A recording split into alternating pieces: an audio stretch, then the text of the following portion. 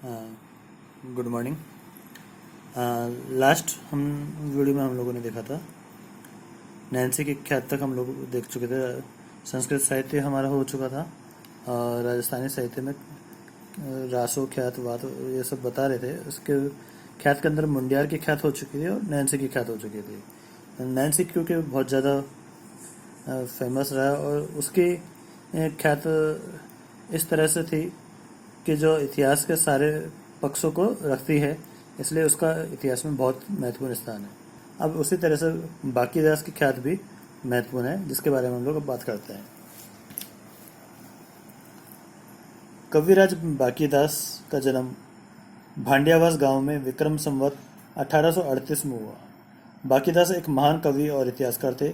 उन्होंने एक निर्धन चारण कुल में जन्म लेकर भी अपनी काव्य प्रतिभा से जोधपुर के महाराजा मानसिंह के राज दरबार में सर्वोच्च सम्मान्य आसन प्राप्त किया था।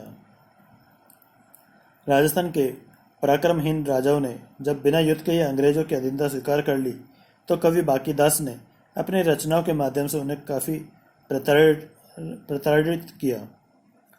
आयो अंग्रेज मुल्क रे ऊपर शीर्षक का गीत राजस्थान में बहुत प्रसिद्ध हो गया। इससे बाकीदास की राष्ट्रीय भावना का पता चलता है। कवि होने के साथ ही बाकीदास एक इतिहासकार भी थे। उनकी कृति बाकीदास विख्यात राजस्थानी गद्य में लिखी गई है। नैन्सी की भांति बाकीदास की ख्यात भी बातों का संग्रह है। उसकी बातें छोटे छोटे फुटकर नोटों के रूप में हैं। लेखक को जब भी और जो भी बात नोट करने योग्य मिलती तो उसे तभी उसे नोट कर लिया। उनमें कोई क्रम नहीं है। क्रम से लगाने पर भी उसमें श्रृंखलाबद्ध और संलग्न इतिहास नहीं बनता। अधिकांश बातें दो दो अथवा तीन तीन पंक्तियों की है। ख्यात में लगभग 2000 बातों का संग्रह है। विक्रम संवत 1890 में बाकीदास का देहांत हो गया था। बाकीदास की ख्यात ऐतिहासिक घटनाओं तथा सामाजिक एवं आर्थिक स्थिति की जानकारी का अपूर्व खजाना है। इसमें जोधपुर और जयपुर की स्थापना का विस्तृत विवरण है, जो अन्य साधनों से भी पुष्ट होती है। उसकी ख्यात में विविध वेशभूषा तथा उस युग में प्रचलित वस्त्रों यथा फुमरी, रुमाल, गुलबंद आदि के नाम से जो मिलते हैं, इसी प्रकार उस युग में प्रचलित आभूषणों जैसे कि चूड़ी, तिमनियों, जुगावली आदि का भी विवरण प्राप्त होता है।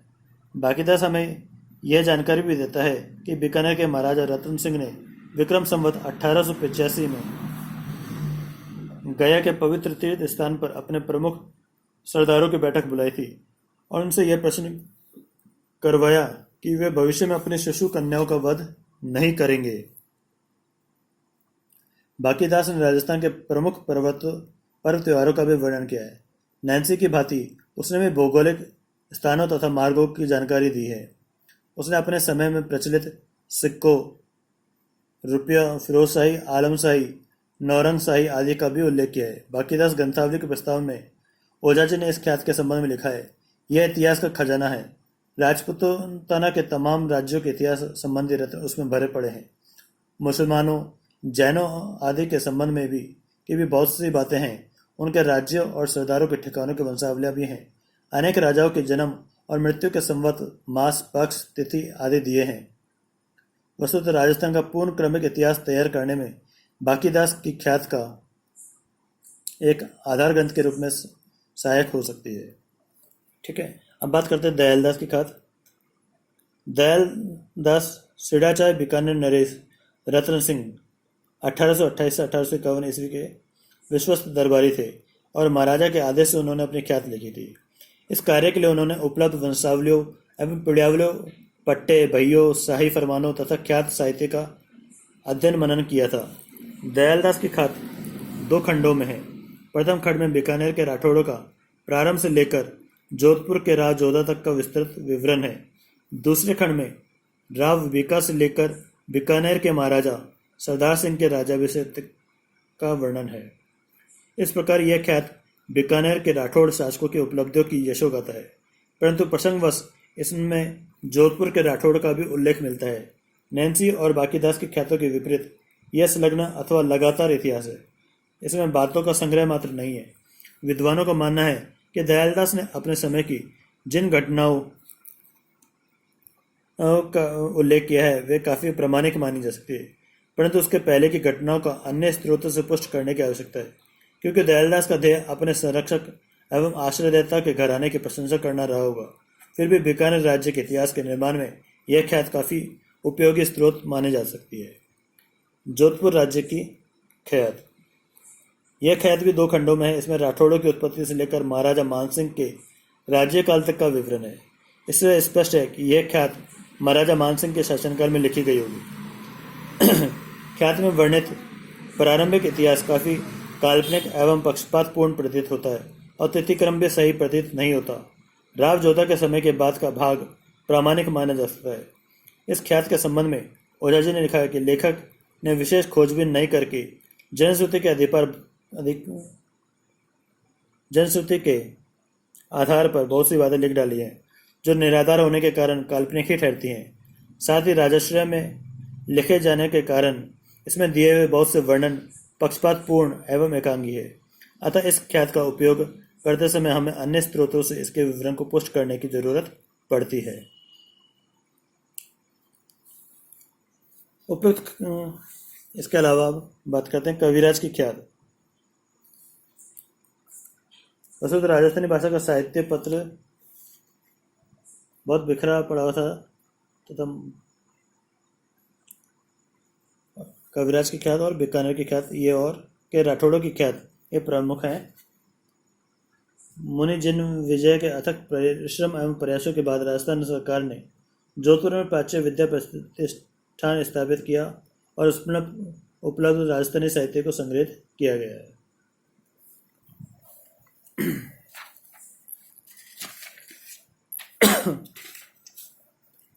अभी और बात कर रहे हैं राजस्थानी भाषा में अन्य ऐतिहासिक साहित्य और कौन कौन से थे। जैसे राजस्थानी भाषा में हजारों की संख्या में ऐतिहासिक वार्ताएं एवं वचनिकाएं आदि लिखी गई हैं। वार्ताओं एवं वचनिकाओं में राजस्थानी संस्कृति का बहुत बड़ा अनूठा चित्रण किया गया है। ऐतिहासिक प्रसंगों के अलावा इसमें राजस्थानी जनता की दिनचर्या, हाट, उपवन, घर प्रांगण, उत्सव, क्रीड़ा आदि का भी विस्तृत वर्णन मिलता है। अगर हम बात करें वचनिका के अंदर, तो सबसे प्राचीन वचनिका है चारण शिवदास की बनाई हुई अचल दास खिचीरी वचनिका, जो कि बहुत प्रसिद्ध है, जिसकी रचना विक्रम संवत 1490 के लगभग हुई थी। इसमें गागरोन के खिची शासकों के बारे में जानकारी मिलती है। इसके अलावा उस समय में प्रचलित कपड़ों यथा जामा, झागा, निर्धन लोगों की गुदड़ी, चौपड़ के खेल आदि की जानकारी भी हमको मिलती है। इससे यह भी पता चलता है कि वर वधु का चयन करने के लिए भाट और भाटियों को भेजा जाता था। शार्दुल राजस्थानी रिसर्च इंस्टीट्यूट बीकानेर द्वारा प्रकाशित दलपत विलास भी महत्वपूर्ण स्रोत है। इस अधूरे ग्रंथ की रचना बीकानेर के महाराज कुमार दलपत ने की थी। प्रस्तुत रचना से पता चलता है कि पानीपत के दूसरे युद्ध के बाद हेमू का वध सम्राट अकबर ने नहीं किया था। इसी प्रकार अन्य ऐतिहासिक तथ्यों की जानकारी इससे प्राप्त होती है। इसके अलावा खड़िया शाखा के चारण जगह की बनाई हुई राव रतन महेश दासोत्री वचनिका भी काफी महत्वपूर्ण है। इसका रचना काल विक्रम संवत 1715 के लगभग है। जगह रतलाम के रतन सिंह का दरबारी कवि था। उसने इस वचनिका की रचना धर्मत के युद्ध के बाद की थी। अतः धर्मत के युद्ध के बारे में अन्य ऐतिहासिक तथ्यों की जानकारी इससे हमें प्राप्त होती है। प्रताप सिंह महकम सिंह हरि सिंगोत्री वाद की बात कर रहे हैं। इस ऐतिहासिक वार्ता के लेखक किशनगढ़ नरेश बहादुर सिंह थे, जिनका समय काल 1749 से 1782 था। प्रस्तुत वार्ता में उत्तर मुगल काल में प्रचलित युद्ध प्रणाली का विशेष वर्णन है। इसमें कथाकार ने औरंगजेब की शासन नीति का भी वर्णन किया है। इसके अलावा बातों में ही हम बात करें तो वीरमदे सोनगरा की बात, यह एक अर्ध ऐतिहासिक रचना है। इसमें अलाउद्दीन खिलजी द्वारा जालोर अभियान के बारे में विस्तृत जानकारी मिलती है। इसके अलावा कान्हादड़ी प्रबंध कवि पद्मनाभ की करती है, जो कि बहुत प्रसिद्ध है। प्रोफेसर कांति व्यास ने इसका संपादन किया है।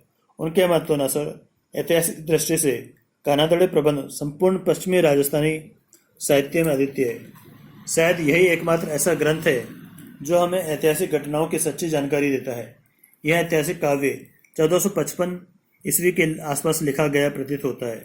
इसमें जालोर के शासक कान्हादड़ी और दिल्ली सुल्तान अलाउद्दीन के मध्य लड़े गए संघर्ष का विस्तृत विवरण प्राप्त होता है। यह ग्रंथ जैन देवनागरी में लिखा हुआ है और इसमें राजस्थानी भाषा के विकास, समकालीन भूगोल, सामाजिक परंपराओं, सैन्य व्यवस्था आदि के बारे में महत्वपूर्ण जानकारी मिलती है।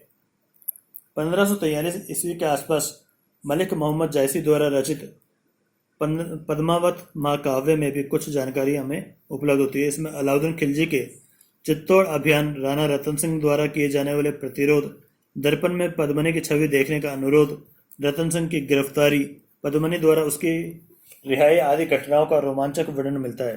परंतु अधिकांश इतिहासकारों ने इस महाकाव्य में वर्णित ऐतिहासिक घटनाओं के बारे में शंका प्रकट की है। जोधपुर नरेश अभय सिंह के दरबारी कवि कर्णिदान द्वारा रचित सूरज प्रकाश से जोधपुर के शासकों जसवंत सिंह, अजीत सिंह और अभय सिंह के समय की जानकारी में कई महत्वपूर्ण घटनाओं की जानकारी मिलती है। इसके अलावा इस ग्रंथ से तत्कालीन वेशभूषा, आभूषणों, मनोरंजन के साधनों की भी जानकारी हमें मिलती है। जोधपुर नरेश अभय सिंह के आदेशानुसार कवि रत्नोच्चारण वीरभान द्वारा रचित राजरूपक भी एक महत्वपूर्ण स्रोत है। इसमें सेतराम से लेकर अभय सिंह के समय तक की घटनाओं का उल्लेख है। इसमें मुगल सेनाओं के विरुद्ध राठौड़ों द्वारा लड़े गए विभिन्न युद्धों, देसूरी, नागौर, नाडोल आदि और इन युद्धों में सुजा, जेता, हरनाथ, गिरधारी आदि के शौर्य का उल्लेख किया गया है। इसके अतिरिक्त तत्कालीन सामाजिक स्थिति पर भी राजरूपक काफी प्रकाश डालता है। जोधपुर नरेश गज सिंह के समय में हेम कवि द्वारा रचित गुणबाज से हमें मारवाड़ में महाराजा गज सिंह द्वारा अपने प्रभाव को सुदृढ़ करने के संबंध में किए गए प्रयासों की जानकारी मिलती है। इसके अलावा लेखक जोधपुर के राजप्रसादों, उद्यानों तथा दरबार का भी विस्तृत विवरण देता है। उस युग में प्रचलित शिक्षा पद्धति का भी उल्लेख मिलता है। महाराजा गज सिंह के समय में केशवदास द्वारा रचित गुण रूपक विवाह समारोह, दशहरा पर्व, वेशभूषा, आभूषण आदि का विस्तृत विवरण देता है। इसके लेखक ने बहुत सी बातें गुणबाज से ली है। मेवाड़ के महाराणा राज सिंह के समकालीन कवि मान द्वारा रचित राजविलास महाराणा राज सिंह की उपलब्धियों का अतिशयोक्तियों के साथ विवरण देता है। फिर भी राज सिंह और जगत सिंह के समय का एक अच्छा स्रोत माना जा सकता है। इस ग्रंथ में मेवाड़ और बागड़ की भौगोलिक स्थिति, उदयपुर नगर निर्माण, राजसमंद झील के निर्माण, अकाल रात कार्यों, राजाभिषेक संस्कार आदि के बारे में विस्तृत जानकारी मिलती है। उपयुक्त ग्रंथों के अलावा भी अनेक ग्रंथ हैं जिनमें ऐतिहासिक जानकारी उपलब्ध होती है। रणथंभौर के हमीर के संबंध में मंडन विजयसा की हमीरदेव चौपाई, चंद्रशेखर का हमीर हट, जोधराज का हमीर रासो और राजरूप का हमीर राज छाड़ा महत्वपूर्ण रचना है। मेवाड़ के इतिहास की जानकारी के लिए डिंगल एवं पिंगल भाषा के कृत्यों का भी महत्वपूर्ण स्तर है, जिनमें महाराणा एवं सामंतों के शौर्य के साथ साथ परंपरागत रीति रिवाजों, अभिरुचियों एवं व्यक्तित्व पर प्रकाश डाला गया है। इनमें मुख्य है दलपत कृत, खुमान रासो, खेता द्वारा रचित चित्तौड़ गजल और भाग्य सुंदर द्वारा लिखित उदयपुर गजल। इन रचनाओं में नगरों के बाजारों, भवनों, उद्यानों और तथा अन्य बातों की जानकारी हमें मिलती है। जोधपुर राज्य के इतिहास की जानकारी के लिए बहादुर कवि द्वारा रचित वीरवान, आशानन कृत, उमादेव भट्टानी कवित, केशवदेव कृत गुण रूपक और दलपति मिश्र कृत जसवंत उद्योग इत्यादि महत्वपूर्ण है। राजस्थानी इतिहास लेखकों तथा शोधकर्ताओं ने राजस्थानी भाषा में उपलब्ध इन ऐतिहासिक स्रोतों का काफी प्रयोग किया है।